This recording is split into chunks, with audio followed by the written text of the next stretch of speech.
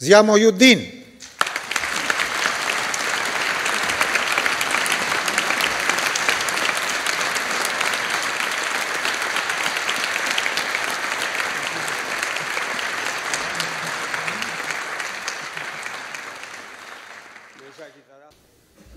آج کی شام داؤد رہبر صاحب کی نظر ہے۔ ان کی حالیہ وفات کے بعد انتظار حسین صاحب نے بہت خوبصورت مضمون لکھا، میں اسی سے شروع کرتا ہوں۔ اس کا عنوان ہے ایک روشن دماغ تھا نہ رہا۔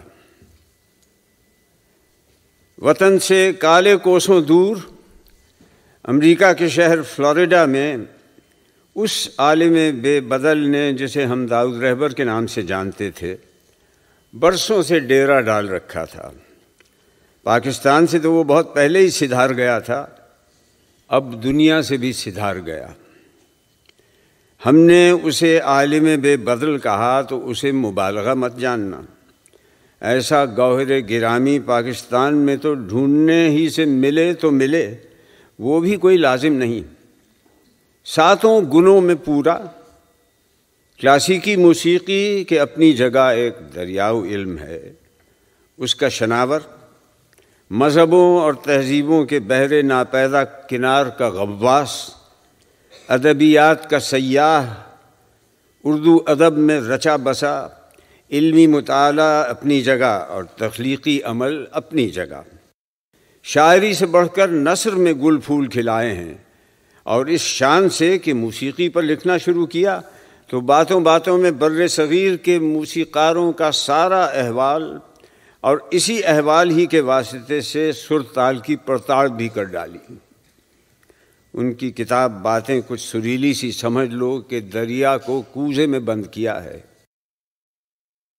عالمی تہذیبوں میں بطور خاص 4 تہذیبوں کو چنا: اسلامی تہذیب، ہندو تہذیب، مسیحی تہذیب، چینی تہذیب، اور پھر گوتم بدھ کا احوال، اور عجیب رنگ سے مطالعہ کیا کہ جن مذاہب سے ان تہذیبوں نے جنم لیا ہے ان کا بھی تذکرہ، اور محال ہے کہ ان میں سے کسی تہذیب یا کسی مذہب سے ذرہ برابر تعصب برتا ہو، بلکہ ان کے خلاف جو مختلف گروہوں میں تعصبات پھیلے ہوئے ہیں ان کی چھانٹی۔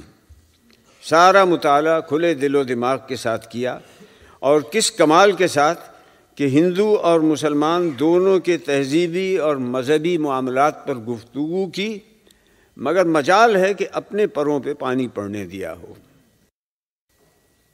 پھر علم بگھارنے کی بجائے روزمرہ میں ایسے بیان کیا کہ دودھ کا دودھ، پانی کا پانی کر دیا۔ اسلامی کلچر کی تعریف ملاحظہ فرمائیے، وہ لکھتے ہیں اسلامی کلچر کی معجون کا نسخہ اگر کوئی حکیم لکھے تو اس میں 3 اجزاء کا شامل کرنا ضروری ہوگا: 1 تولہ تسنن، 1 تولہ تشیع اور 1 تولہ تصوف۔ تینوں اجزاء اس میں پڑھیں تو مفرہ معجون بنے۔ اور انہی کی زبانی یہ سن لیجئے کہ خود کلچر کیا ہے۔ فنون لطیفہ اپنی جگہ صحیح، لیکن کلچر صرف فنون لطیفہ پر منحصر نہیں۔ کلچر زندگی کی ہانڈی پکانے کی ترکیب کا نام ہے۔ کلچر کی ہانڈی کا ایک خاص مسالہ ملت کا حافظہ ہے، جس میں اس کے سارے ماضی کی گونج ہے۔ کلچر میں غذائیں 2 ہیں، جسمانی غذا اور روحانی غذا۔ جسمانی غذا کے لیے ہم ناشپاتی درخت سے توڑ کر کھائیں گے، پیاس بجھانے کے لیے تربوز کا رس نچوڑ کر پئیں گے، اور روحانی غذا کے بارے میں لکھتے ہیں روحانی غذا ہم کو پالتو بلی کی خرخر سے ملے گی، یا لہلہاتی ہوئی گھاس کے منظر سے۔ اڑتی ہوئی چڑیا کو دیکھ کر ہمارا باطن مسکراتا ہے۔ قیس عامری مجنون نہ ہوتا اگر دشت نہ ہوتا۔ سندھ باد جہازی ہونے کے لیے سمندر لازم ہوا۔ داؤد رہبر کی دانست میں ہندو کلچر کی ساری فضا دیو مالا کی چہل پہل سے معمور ہے۔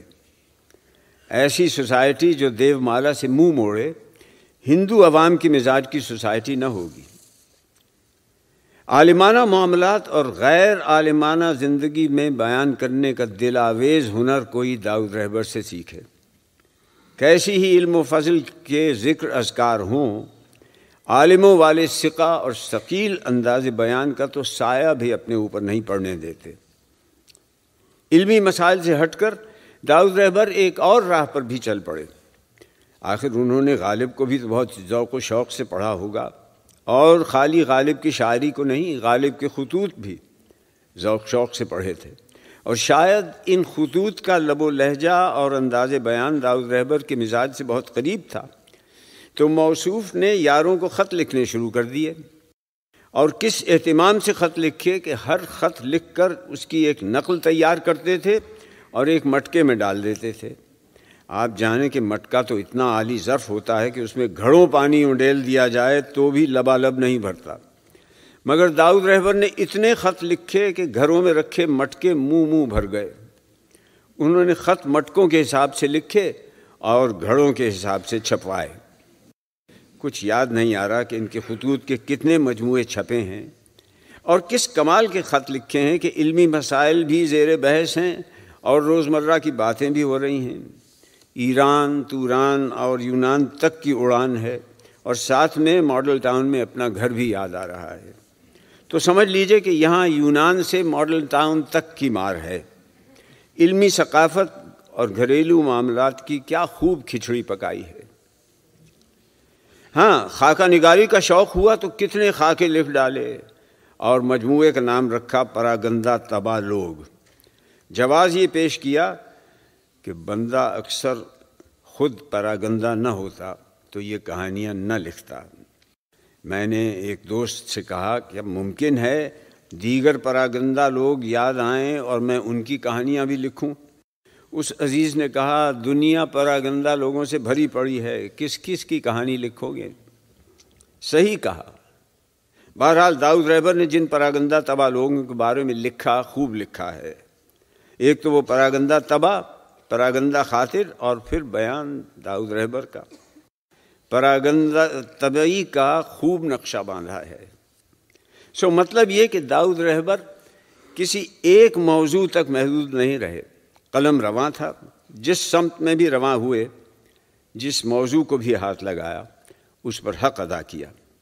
ان کا اپنا ایک طرز بیان تھا، شگفتگی اس کا امتیاز تھا۔ ہمارے زمانے کے صاحب اسلوب نثر نگاروں میں ان کا شمار ہونا چاہیے، اور ایسے زمانے میں جب اچھی نثر ہم اثر ادب میں خال خال ہی نظر آتی ہے۔ پیدا کہاں ہیں ایسے پراگندہ طبع لوگ، اور پھر ایسے صاحب کمال اہل قلم۔